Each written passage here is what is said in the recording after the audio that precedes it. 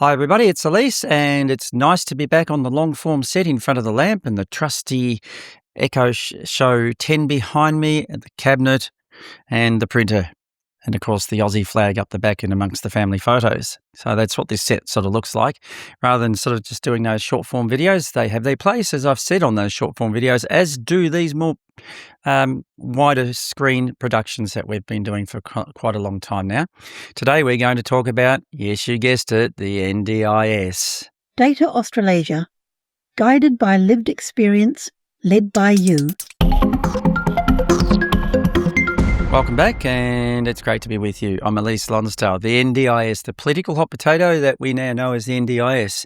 This is budget week. Mark Butler is, to my knowledge, still yet to release, as I record this, any legislation or draft legislation to do with proposed changes, although late last month at the National Press Club, he did do an address saying that once the budget has happened, the minister will be drafting some legislation.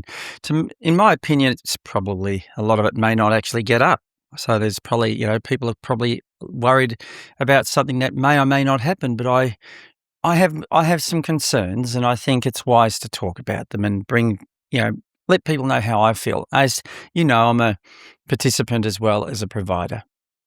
So let's start with possible registrations of NDIS providers. Now, 3 years ago in the National Press Club, the then Minister Bill Shorten said that we have 95% of our suppliers, or our workers, or providers rather, not registered. And if we were to make them register, we'd lose 95% of our workforce overnight. And that's precisely what would happen. The registration as it stands at the moment is bureaucratic. It's expensive, costing in excess of $5,000 or maybe even $6,000 or $7,000. It requires you to be audited regularly, probably every year. That audit costs money. And all it's doing is keeping lining the pockets of bureaucrats. Now, is it really going to help on a day-to-day basis? We've seen a lot of the larger organisations appear on four corners and a current affair, being accused of all sorts of, malpractices and maltreatment towards people with intellectual disabilities, etc., etc. There are a myriad of complaints about the blindness organisations. There have been for years, and their practices. So just because these people are registered, it does not necessarily mean that they're going to be actually great places to have service from. Just to give you an example, I was talking to some people last night and they said, well, we were sort of bullied onto the NDIS by a particular blindness organisation. And I can speak to that because in a particular blindness organisation I worked for, they were at every new person, this was back in 2018, 2019, to join the NDIS. And we would have service agreements that I couldn't read to people, and we had to shove them under the nose of our clients and say, here, sign here. And if I couldn't read a service agreement to somebody and they didn't have the technology or the know-how to use the technology to read it for themselves, then they were stuck. And that really grated on my nerves. But that was the common practice of the day. So, that's not good practice, because somebody it's supposed to be all about choice and control, isn't it? So with this registration, let's look at, I've done some short form videos on support workers, and there's been a big thing lately. I attended a meeting last week at the United Blind Leaders, and some people who were speaking on that forum said that we feel as if we're judged when we're out and about with a support worker. Some people felt guilty because it looked like the support worker, if they were having lunch or if they were standing in a queue at a bank or in the queue at the shopping centre, at the supermarket or something, the support worker is just standing there looking dumb. Well, they're not standing there looking dumb because, as I said in the short form videos, they're actually often scanning the surrounds to make sure it's safe, and they're looking for safe ways in and out of seats if you're going to a concert, or in and out of seats if you're going to a cafe or a restaurant, or even to show you where the toilets are. Like, for example, I did a video recently, at the time I'm recording this, it hasn't been published, a short form video where I was saying that my sister, as a support worker, assisted somebody at a blind, a blind ladies support group in Cairns last year that I had the privilege of going along and meeting some of the participants. That person that she's supporting, would need to know where the counter is so they can order their meal, how to get to and from safely to the table, and of course where the bathrooms or restrooms are. So that's what the support workers are doing. They're not just sitting there having lunch and kicking back and enjoying themselves. If it looks like that, well, good bloody luck to them. I've got a particular view that if I take a support worker anywhere where there's a social event, that I include them. For me, I don't actually do that a great deal because I don't really need to take a support worker to an event. And I do have enough vision. If somebody directs me, I can figure out where the toilets are, but that's not always the case for some people. So that's why you see particularly a lot of newly blinded participants, like this group had some of, people who were born fully sighted and had lost their sight. They've got a lot to adjust to. So they're going to be more apt to use a support worker than maybe people who were born into blindness, for example. So these support workers are generally people who just want to work part-time, or people who may be semi-retired and just want a little bit of income. They might be the grandmothers. Like my support worker, one of them's a grandmother. And, for a long time there, she was on picking up kids' duty from childcare or picking up kids from school. So she'd come work with me for a few hours during the day and went away at 2:30, 3 o'clock because they knew they had to go and do a school run. That's not uncommon for grandparents. A friend of mine's a grandparent and is involving taking her daughter to where I work on a Friday. So, that's what grandparents do. They look after their grandkids for their adult children. So they don't necessarily want a 9-to-5 job. And as I said, especially if they're semi-retired, they just want to earn a few more dollars and feel that they're giving back and contributing to the community. So that's where our support workers are coming from. These are the independent supports that we have.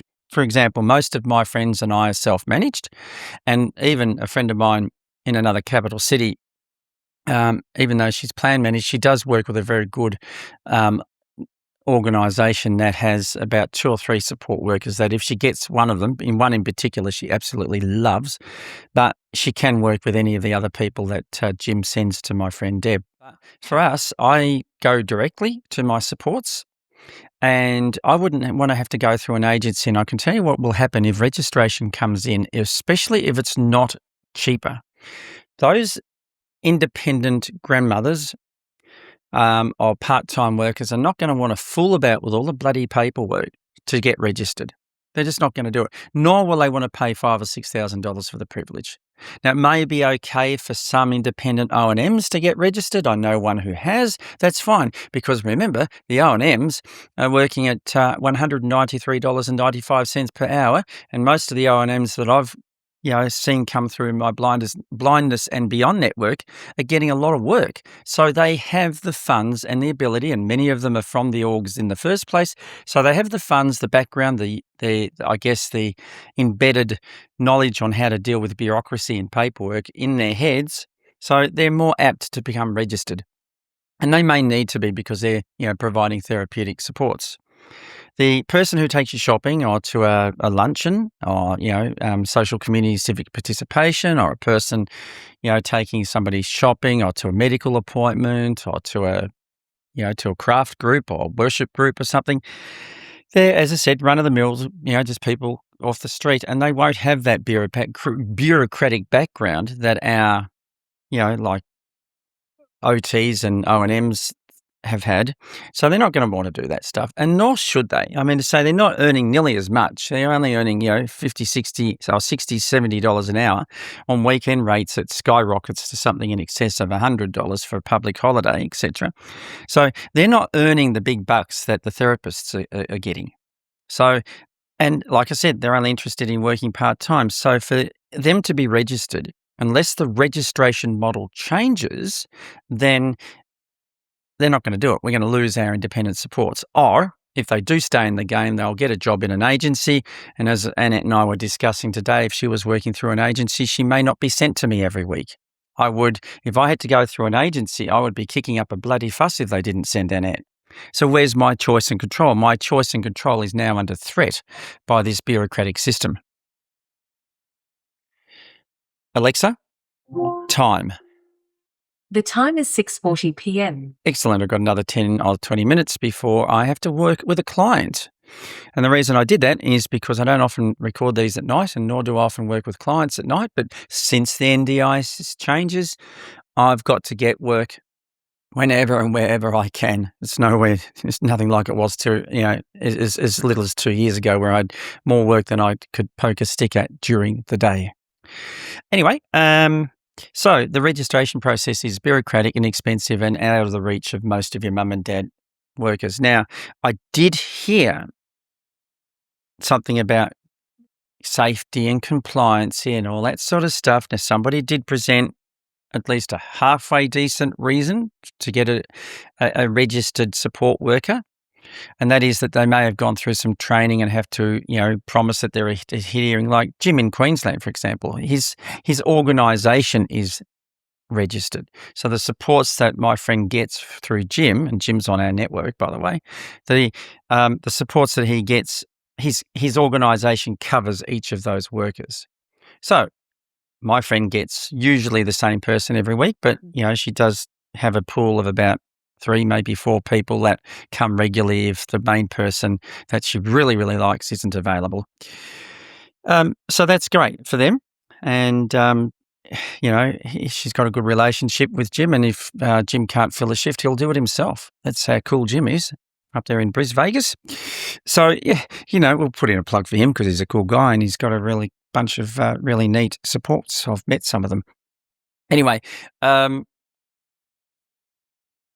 might be okay in that case. If we have a small outfit that wants to get registered, and that's fine, but some of them probably won't, and it will be a threat. See, my friend in Brisbane and myself know how to navigate the system. So if we have to deal with an agency like my friend does, she's going to get a good rapport going and they're going to work it well. But not everybody's going to have that foresight or knowledge or ability or nous to do that. So, the argument I heard, that's right, that's what I was talking about, the argument is that maybe they've gone through some formal training and they might know how to talk to us, poor little blind people. Dan, can't say anything that might upset them. They're delicate people who should be put in cotton wool and locked away from the rest of the world. No, we know that's a load of bollocks. So, that if you get somebody through an organisation or through a registered organisation, they may be better trained. But like I said, some of those larger organisations have been in the media for all the wrong reasons. So there's no guarantee of that. And as Annette and I were saying, it's the law of common bloody sense. When you get to my age, I'm 61 this year. Most of my supports have been around my age that I've had in the 9 years I've been on the NDIS, or 8 years rather, sorry, in the 8 years I've been on the NDIS. Most of the supports I've had have been in my age group. I have another friend in another capital city who's in their 20s, and they are obviously leaning towards supports in their age group, and that makes sense, perfect sense. By the time you get into your 40s and 50s, you know stuff. You know a lot of stuff. Let's say, I was going to use another word, and a lot of shite. You really do. And you know what to say to people, and you know not to be patronising.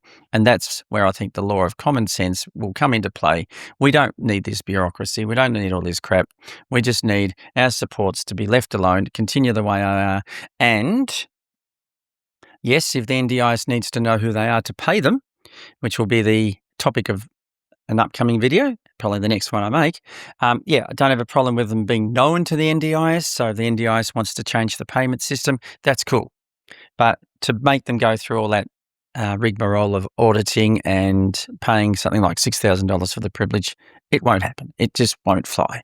I'm Elise Lonsdale. Thanks for watching, and I'll see you in another video real soon. And keep watching out for the short form videos. And if you want some quick and efficient access technology support, here come the details. Thanks, Kylie.